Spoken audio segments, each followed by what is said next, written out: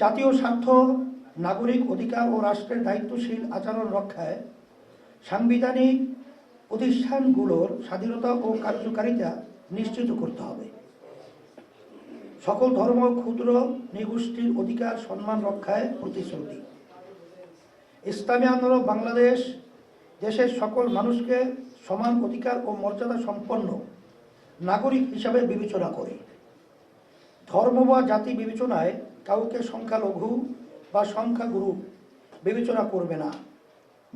সকলের ধর্মীয় বিশ্বাস রক্ষা ও পালনের নিরাপদ ও উৎসবমুখ পরিবেশ নিশ্চিত করতে আমরা প্রতিজ্ঞাবদ্ধ।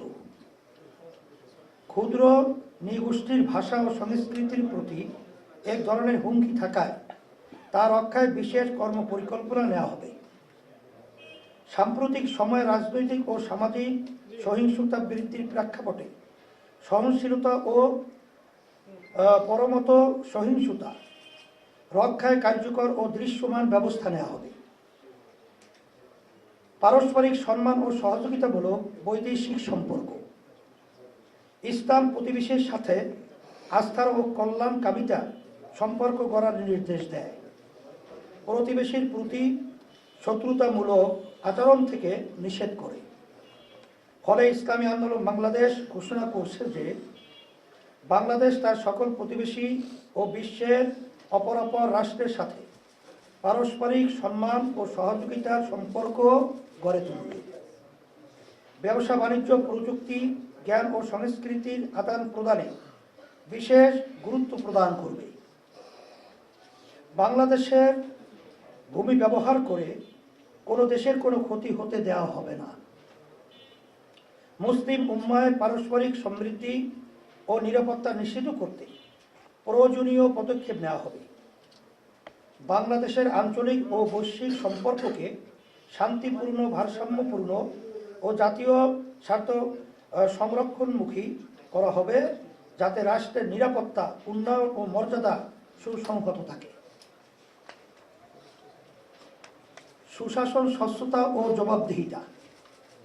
রাষ্ট্র পরিচালনায় সুশাসন, স্বচ্ছতা ও গণতান্ত্রিক জবাবদিহিতা প্রতিষ্ঠা করা হবে।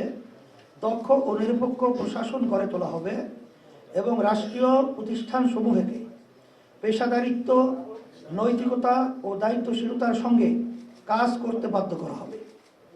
রাষ্ট্র পরিচালনায় নাগরিক ও সামাজিক দায়বদ্ধতা এবং জনমতের প্রতি সম্মান নিশ্চিত করা হবে, যাতে নীতি প্রণয়ন ও বাস্তবায়ন জনস্বার্থের সঙ্গে সামঞ্জস্যপূর্ণ হয়।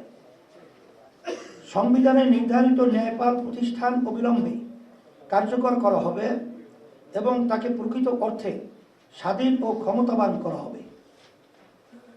সরকারি ও উন্নয়ন প্রকল্পে বরাদ্দ, ব্যয় ও বাস্তবায়নের অগ্রগতির তথ্য একটি উন্মুক্ত ডিজিটাল প্ল্যাটফর্মে প্রকাশ করা হবে। সব সরকারি দপ্তরে নথি ও ফাইল ব্যবস্থাপনা ধাপে ধাপে সম্পূর্ণ ডিজিটালাইজেশন করা হবে। সংসদ সদস্য ও জনপ্রতিনিধিদের সম্পদের হিসাব দায়িত্ব গ্রহণের শুরুতেই এবং পরবর্তী সময়ে নিয়মিতভাবে প্রকাশ করা হবে। ন্যাশনাল জব পোর্টাল, যেখানে সব পেশার চাকরি প্রার্থীদের জন্য দেশে ও বিদেশে চাকরি খোঁজা, পরামর্শ প্রদান ও প্রশিক্ষণ গ্রহণের সুবিধা থাকবে। কর্মজীবী মায়েদের জন্য প্রয়োজনীয় সংখ্যক দিবাযত্ন কেন্দ্র গড়ে তোলা। ঢাকাসহ সকল নগরে সরকার নিয়ন্ত্রিত ও ফ্র্যাঞ্চাইজ ভিত্তিক বাস ব্যবস্থাপনা, সেবা কেন্দ্রিক কর ব্যবস্থা, সকলের জন্য নির্বিঘ্ন নাগরিক সেবা, নারী পোশাক কর্মীদের জন্য আবাসন ব্যবস্থা, দ্রব্যমূল্য নিয়ন্ত্রণে রাখতে অবৈধ সিন্ডিকেট ভেঙে দেওয়া হবে। কওমি সনদের স্বীকৃতি পূর্ণ বাস্তবায়ন ও রাষ্ট্রীয় পদে ওলামায়ে কেরামের পদায়ন ইনশাআল্লাহ। প্রিয় সাংবাদিক বন্ধুগণ, আমাদের ইশতিহারে 28টি খাত ভিত্তিক পরিকল্পনা তুলে ধরছি। খাতগুলো হলো এগুলো, আপনারা পড়ে নিলে দেখবেন কি কি খাত আমাদের রয়েছে। আর 28টা আমাদের খাত আছে।